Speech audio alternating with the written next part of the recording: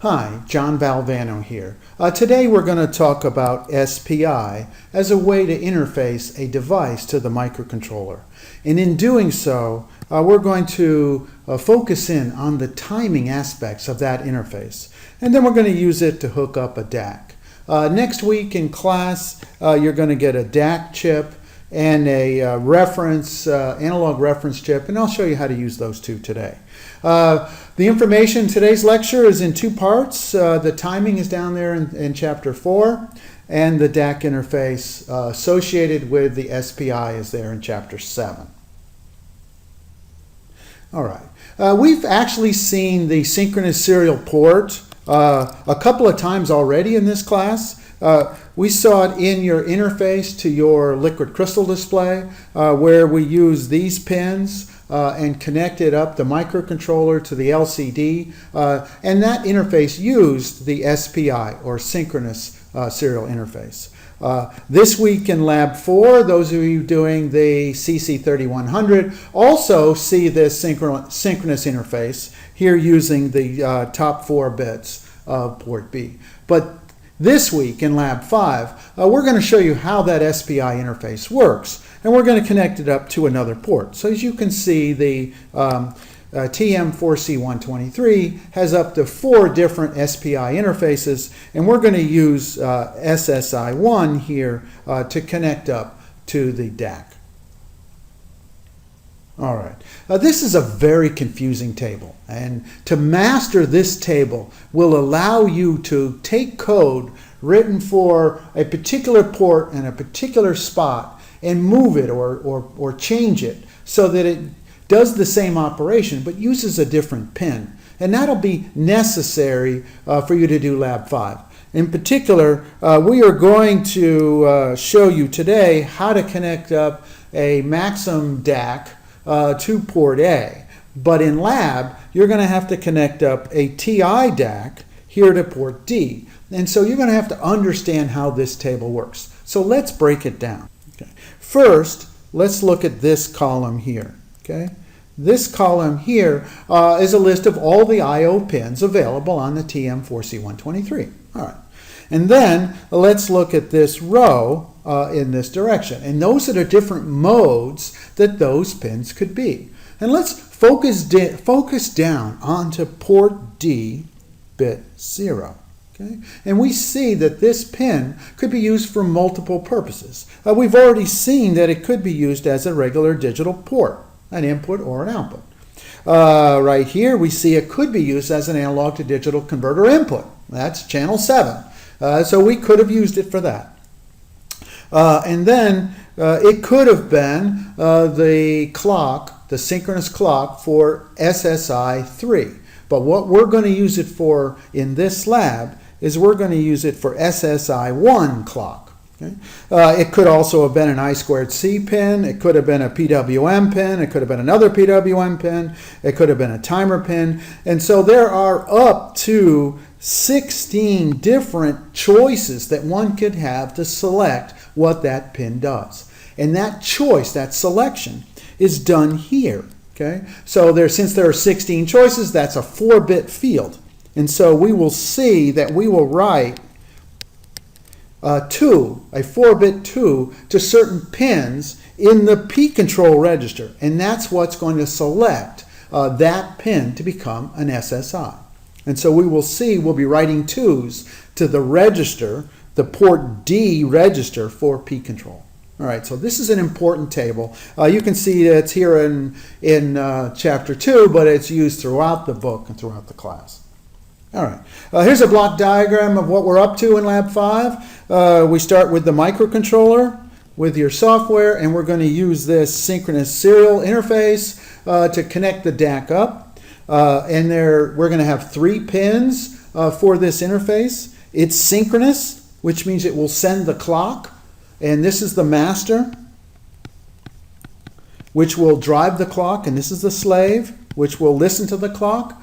And then there is the data pin. And data will come out one at a time. That's serial. And then there's going to be a control or a chip select or a frame select. There'll be a pin which will say we are now communicating, and that will again go from master to slave. Okay, so that's the interface. We'll drill down and see the details in a moment. The DAC that we saw last time in general form is going to be implemented here specifically by this TLV5616. It's a 12-bit DAC. Okay? It's powered by 3 volts. It uses a reference, a 1.5 volt reference, and we'll show you how to make that in a second. And output is obviously the analog 0 to 3 volts. All right. Let's show you the data sheet for the TLV5616. And in particular, I'm interested in how fast it runs, what the protocol is, how to hook it up, and the format of the data. Okay, so let's look at the data sheet. All right, here's the data sheet for the TLV5616 12-bit DAC. Okay? This is the pinout of the DAC, and it'll show you how to hook the pins up. That'll be important for us to know. All right, what else do we need to know? This is how it works. Last time we saw that the way in which this particular DAC works is called a string. Okay? And this is a string DAC, and there, embedded in this module, are actually 4,096 different resistors. Okay? All lined up in a string. And then the digital circuit will select which one comes to the output. Okay? That's the output stage. The input stage, as you can see, it will take a 1.5 volt reference here and then use it multiplied times 2 to create a 0 to 3 volt output. Okay. But what we want to talk about next is how to interface the digital part.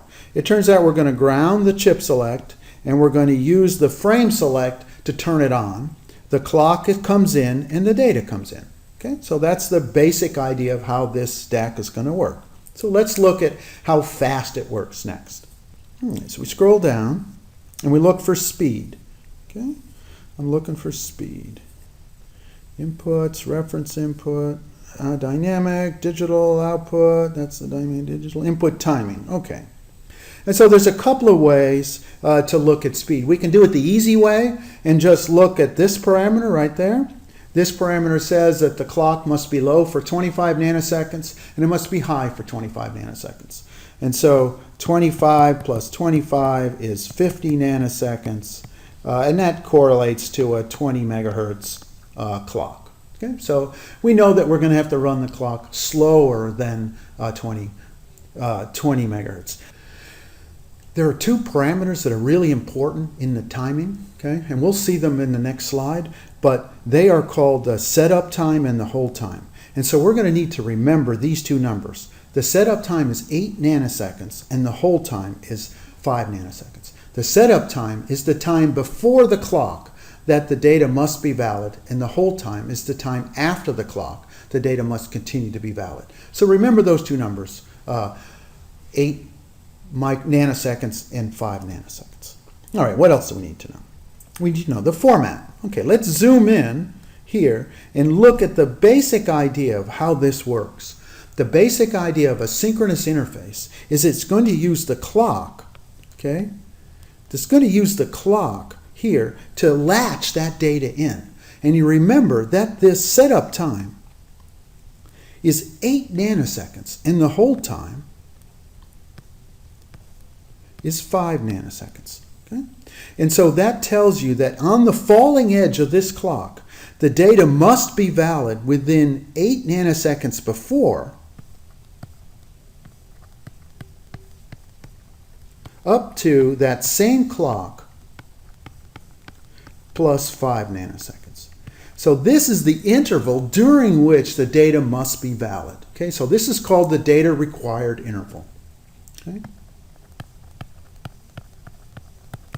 If we zoom out and look at this, we can see that there are 16 data pins, 16 data bits being sent, and we can see that the frame select here is going to turn it on and make it happen. And so as it turns out, this edge of the frame select is going to be used to latch that entire 16-bit data chunk into the converter, and the analog output will change. Okay? So for now, we need to remember two things. We need to remember the 8 nanoseconds and 5 nanoseconds, and we need to remember that it's the falling edge that will latch data into this device. All right, let's see what else we can see. Lots of stuff here. This is interesting. It tells us how it works. In other words, we know that if I put a reference in of 1.5 volts, that my my output is going to be 0 to 3 volts depending upon the input over 4096. Okay, so that's the basic way in which this DAC is going to work, assuming my reference is 1.5 volts. All right. Here's the format. Here's the format that I'm going to send it to it. You can see that bit 15 doesn't matter, bit 12 doesn't matter, but we're going to send a 0, 0 in that location, and then we're going to send a 12-bit value down there. Okay, so we're going to simply output a number between 0 and 4095 to this device, and that will create a new DAC output. The other thing we might see from a datasheet like this is how to hook it up to our particular device. Now, unfortunately, there's no TM4C123 interface shown in the datasheet, but there's something that looks familiar, and that is an SPI interface, and that's what we have. And so, as we previously mentioned, I'm going to tie the frame select output of the SPI to the frame select input of the DAC, the master out data of the processor to the data in, and then the clock out to the clock in. And I'm going to ground the chip select. All right, so let's go back and see what to do next. All right, next let me show you how to use the shunt reference diode to create that 1.5 volt reference. All right, so let's go to its data sheet. All right, here's the data sheet for the LM4041. Okay, and let's zoom in and look at the wiring diagram for our particular device. It's going to be an adjustable shunt diode, and it's going to have these 3 pins. We can see that the anode is there, and the cathode, and the feedback resistor. Okay, feedback port. Okay, all right, and it's going to be in a TO92 package. All right, so we saw how to wire it up. The next thing I want to show you is how to make it be 1.5 volts. So let's zoom this way, get to it quicker. There it is, that one. All right. This figure here shows you how to connect up the adjustable shunt reference to create a 1.5 volt reference output. So in terms of these equations, this VZ is going to be 1.5 volts. All right. This voltage reference in the shunt diode is going to be about 1.233 volts. Okay. And so that's going to be 1.233 volts right there. And so now I want to multiply it times the ratio of these 2 resistors in order to get 1.5 volts there. Okay, so make sure these 2 resistors on the order of 1K to 10K, and choose a pair of resistors such that 1.5 volts is 1.233 times 1 plus R2 over R1. I'll let you figure that out. The second thing you can do with this is determine how much current the reference will generate. This is not a power supply. This is not a regulator. This is a analog reference. This doesn't supply the power to chips, but it provides a very, very constant analog voltage.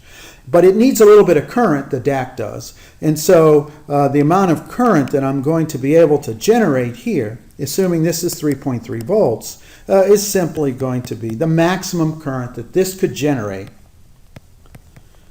is going to be 3.3 volts minus 1.5 volts, that's this voltage there, divided by this RS. So again, I'm going to choose RS to be, say, if I choose RS to be 1 kiloohm, we can see that this will generate about 1.5, 1.6 milliamps of current. And so if I chose a 10 kiloohm, then it would generate 160 microamps. All right? So I'll let you determine how much current you need for the DAC, look that up in the data sheet, and then select this RS so that it can drive the appropriate amount of current. All right, let's go back to our circuit.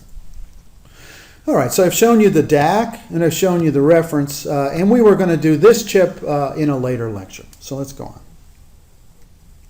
All right, so let's drill down on the SPI and look and see how it works. How it works is fundamentally related to this shift register here. In our case, that's going to be 16 bits wide. And what's going to happen is once triggered, those 16 bits are going to be shifted out this line right there and shifted in to the DAC. Okay? And then there will be exactly 16 clocks coming out of the master, one for every bit. Right? And then there's going to be a frame select coming out of the processor to let it know when the frame has begun and when the frame has ended. Okay? Now it turns out the software interacts with this device using two registers. One is the status register, and there's a bit called transmit not full, which is true if the transmit FIFO here is not full. Okay, so as long as there's room in this FIFO, that flag is on. So when that flag is on, we can write to this register. So the second thing the software can do is write to this register that puts it in the FIFO, and then it will eventually be transmitted. So we're going to wait to see if transmit's not full. We're going to write to this register, and then it automatically comes out one bit at a time. Now if we were receiving data, it would have come in this direction and ended up in that FIFO. But this is a DAC, and we're only going to output to the device. All right. In our case, we're going to set this up to do 16 bits at a time, and then we're also going to have to specify how fast it runs and the format of that waveform. Okay. So we're going to send 16 bits, and we're going to use Freescale mode, which is another way to say SPI, and we're going to set the device up as a master. We're not going to use interrupts, because if you think about it, once I write to the device, right, assuming I'm running at 20 megahertz, okay, if I send 16 bits out this device at 20 megahertz, the time to do that is less than a microsecond. And so there would be no reason to start this device, say, interrupt me when you're done, knowing that it's going to be done in a microsecond. So we're going to use either blind, by writing to the port, or we're going to use busy wait by making sure the FIFO is empty before we write to it. The only reason to use interrupts is if we were a slave and we wanted to have software know when new data has arrived. So as a slave, it makes sense to generate interrupts, but as a master, it does not. Okay. There are a bunch of status bits associated with the SPI. Like I said, the one we're going to use is the transmitter not full flag, and that'll tell us whether or not it's safe to write into the device. So we're going to see something like this. We're going to look at the transmit not full. And if the transmit is full, in other words, that's a 0, then we'll wait. And then if the transmit not full flag is correct, then we're going to write to the data register. Okay? And that'll be the essence of a busy wait interface to our device. All right, let's go back to does it work? Okay, and let me show you the data sheet one more time, just so you can see it. All right, let me show you this data sheet one more time. Remember, the falling edge captured the data into the DAC, right? Remember that. All right. Okay, so we saw that the way the clock works, if this is the clock, right? We look at the falling edge right here, okay? And we saw that 8 nanoseconds 8 nanoseconds before the falling edge, that's called the setup time, to 5 nanoseconds after that same falling edge, and that's called the hold time. And this is what I call the data required interval, the interval during which the data must be valid.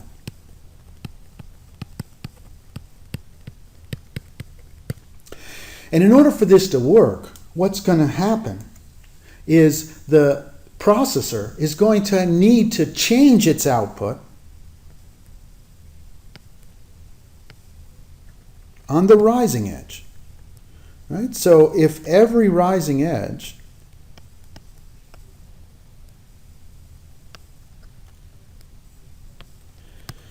the output data changes, then on every falling edge the data is latched in. And this is the way it's going to work. And so we can think of this time here. This is our data available time. This is the time when the data will be valid. And we can line these up and draw them on the same graph in order to answer the question, does it work? Okay? So if you think of this time right here, okay, I'm going to give that a name, call it A, and that is the time that is the rise of the clock plus some propagation delay in the processor itself. Okay, and we'll look that up in a moment.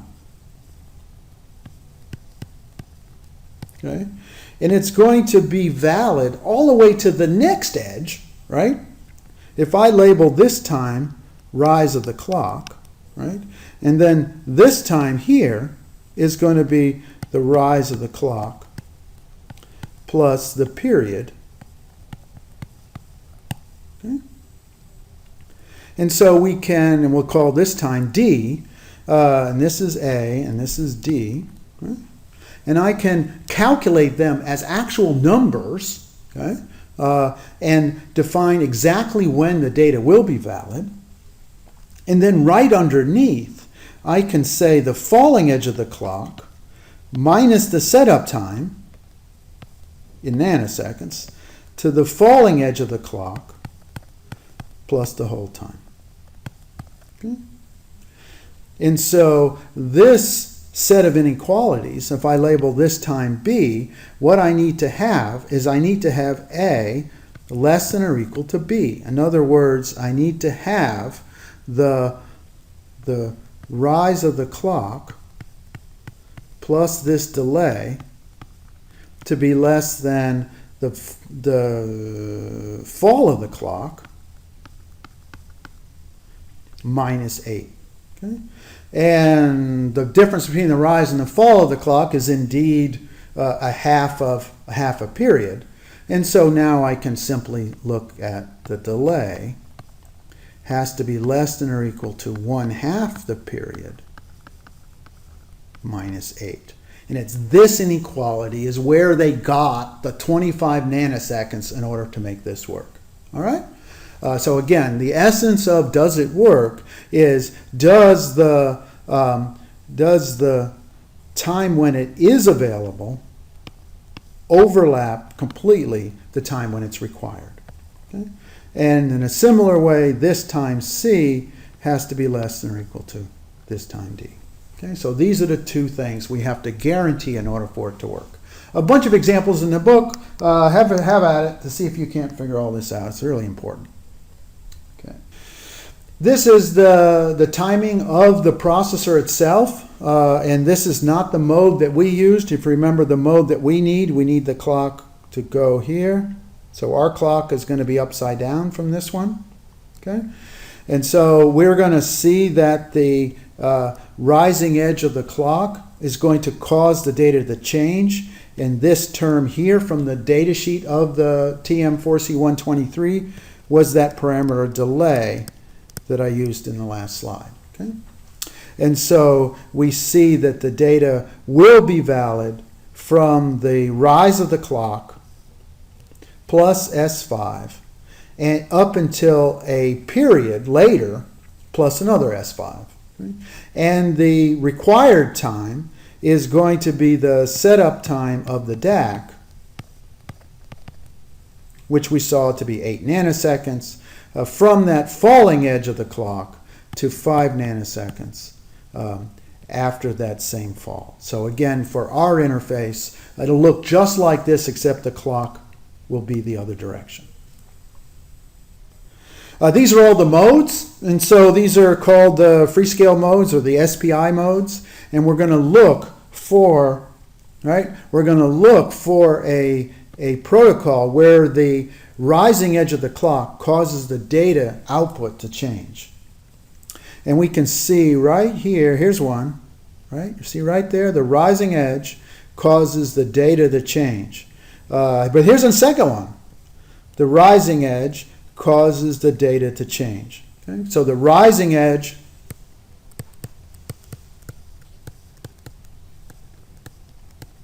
causes an output, and the falling edge is used to latch the input into the DAC. Okay? And so we're going to use one of these two modes. And the difference between the two is the first bit. You see the first bit here comes out earlier. This is the one that I used. But I'll let you experiment with your own interface. There's a couple of registers we use to set the baud rate. You remember we're running at 80 megahertz. And so if you want the frequency for the SPI to say run at 10 megahertz, okay, then we're going to take 80 right here, and then we have a divisor that we need to make. We need to make it come out to be 8. And so let's see, let's make this one has to be a 2. This one has to be even, so we'll put a 2 there. And if I want to divide by 8, I'll make this one a 4, so 1 plus 3, something like that. So if I set a 3 into here and a 2 into there, I'm going to convert an 80 megahertz bus clock into a 10 megahertz SSI clock. Okay, this shows you what it would look like on a big scale for the Maxim 5353. Yours will look very similar to this, except the clock is going to be inverted. So let me draw an inverted clock right above this other clock. So wherever it goes up, I go down. Wherever it goes down, I go up. Okay? And so your clock is going to have the opposite polarity, okay, as the one shown here. So we saw that last time. That goes down, goes up. The interesting part, as I said, is the rising edge here is going to cause the output to change. And the falling edge is going to be used by the DAC to collect that input in. And you're going to send 16 bits of data right here. The top 4 bits are going to be 0, followed by a 12-bit DAC value. Okay? So it'll look very similar to this in format. This will be the chip select. This will be the frame select connected up to the frame select of the DAC. All right, let's drill down and show you how your software is different than this one. All right. First of all, you're going to use SSI1. And so that's not going to be SSI1. That needs to be something else. You're going to use port D. So you're going to fix that to be port D. You're going to wait for port D to be ready, so that's going to be different. You're going to use port D, so all of these port A's are going to be port D's. You're going to use pins PD3, PD1, and PD0. We didn't need PD2 because that was the serial input. And so that's going to be different, and that's going to be different. You remember the 2s from the P control register, right? There are going to be 2s into the P control, but they're going to be over on the right. So this mass value is going to have to be shifted over, and these 2s are going to have to be shifted over in order to set the values of PD3, PD1, and PD0. All right. These are all going to be SSI 1s.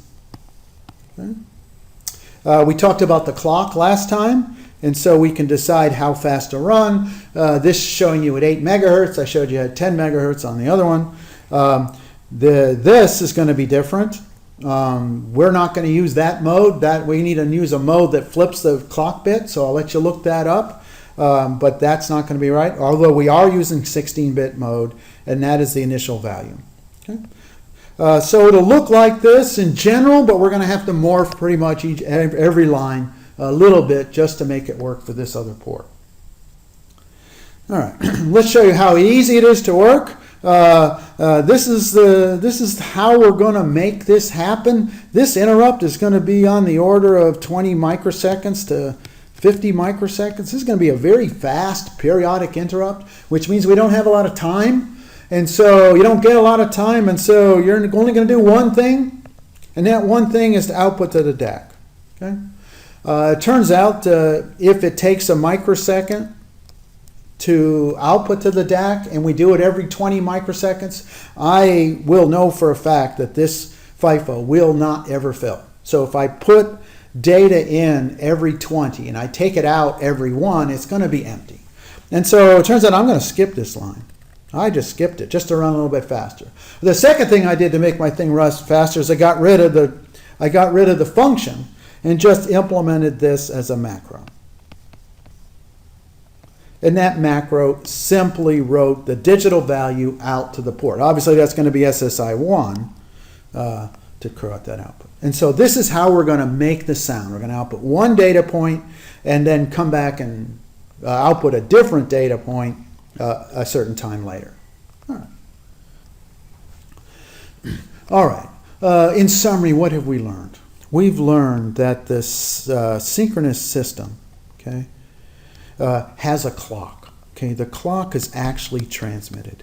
And this clock has two major purposes. First is it automatically adjusts the transmitter, automatically synchronizes the transmitter to the receiver. The receiver doesn't have to guess how fast the bits are coming. There's a clock in the wire that tell it exactly when to latch.